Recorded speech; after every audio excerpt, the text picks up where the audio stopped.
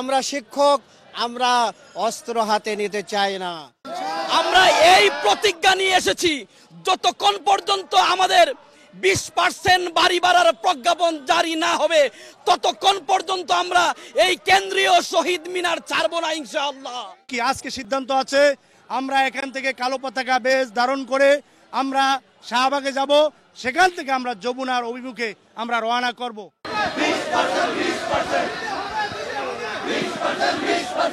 আজকে আমাদের আন্দোলনের মধ্যে আমরা এখান থেকে এই শহীদ মিনার থেকে আরম্ভ করে আমরা শাহবাগ পর্যন্ত মিছিল নিয়ে যাব।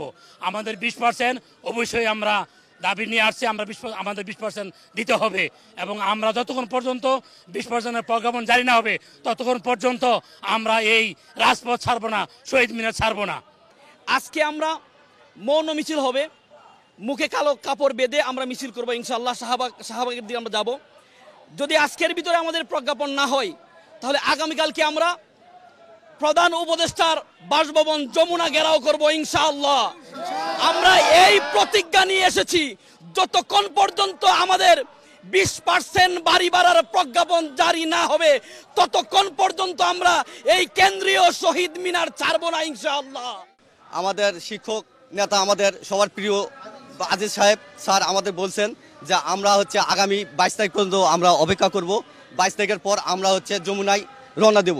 যদি সরকার এটা যদি না মানে আমরা সকলের প্রতি দেখে দেব যে বাংলাদেশ শিক্ষক কতটাই ক্ষিপ্ত রয়েছেন, যে আমাদের এই আবরার সি আবরারের উপর ক্ষিপ্ত, আমরা যে শিক্ষকরা আমরা যে তাদের উপর আমরা কতটা ক্ষিপ্ত হয়েছি সেটা আমাদের নেতা আমাদের দেখিয়ে দিচ্ছেন যে আমাদের সারা বাংলাদেশ থেকে। আমরা এতদিন দাবি করে আসতেছি, কিন্তু সরকার আমাদের প্রতি কোনো ভ্রুক্ষেপ করতেছে না। আমরা যদি সরকার যত দেরি করবে তত শিক্ষার ক্ষতি হবে এবং স্কুল কলেজ বন্ধ থাকবে। অতি বিলম্বে তারা যদি আমাদের এই যৌক্তিক দাবিটা মেনে নেয় তাহলে প্রজ্ঞাপন জারি করে আমরা আবার শ্রেণী কক্ষে যাব, আমরা শিক্ষা দান করব।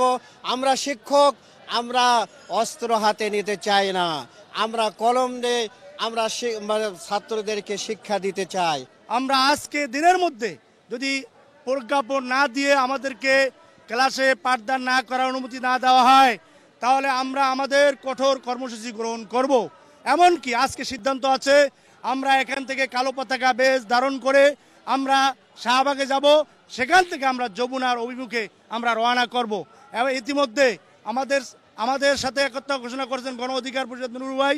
তিনি বলেছেন যে আপনারা যখনই ডাক দিবেন আমরা আপনার ডাকে সাড়া দিয়ে আমরা আপনাদের সাথে আন্দোলনে যোগ দিয়ে আমরা কঠোর আন্দোলনের দিকে যাব, যাতে সামান্য এই টিচারের এই 20% বাড়ি ভাড়া, 1500 টাকা চিকিৎসা ভাতা, গ্যাস্ট্রিকের ওষুধ খেলে 1500 টাকার বেশি যায়। আজকে আমরা কিভাবে না খেয়ে আমরা সামাজিকভাবে কাউকে বলতে পারি না, আমরা সমাজে এত ছোট অবস্থা আছি। আজকে আমাদের সামান্য একজন কর্মচারী, সরকারি কর্মচারী, তার বেতন এত বাড়ি, এত বিশাল বাড়ি তারা করেছে, কিন্তু আমাদের দাবিগুলো মেনে নিয়ে আজকে ডক্টর ইউনূস স্যার, তিনি অত্যন্ত যোগ্যতা সম্পন্ন ব্যক্তি, তিনি যেন আমাদের দাবিগুলো মেনে নেয়, যাতে করে আমাদের শিক্ষক যেন আজকে শহীদ মিনার না থেকে তাদের লেখাপড়ার প্রতি, তারা ছাত্রদেরকে লেখাপড়া করানোর জন্য তারা আজকে চলে যায়। আজকে আমাদেরকে প্রজ্ঞাপন দিয়ে আমাদেরকে শান্ত করবেন।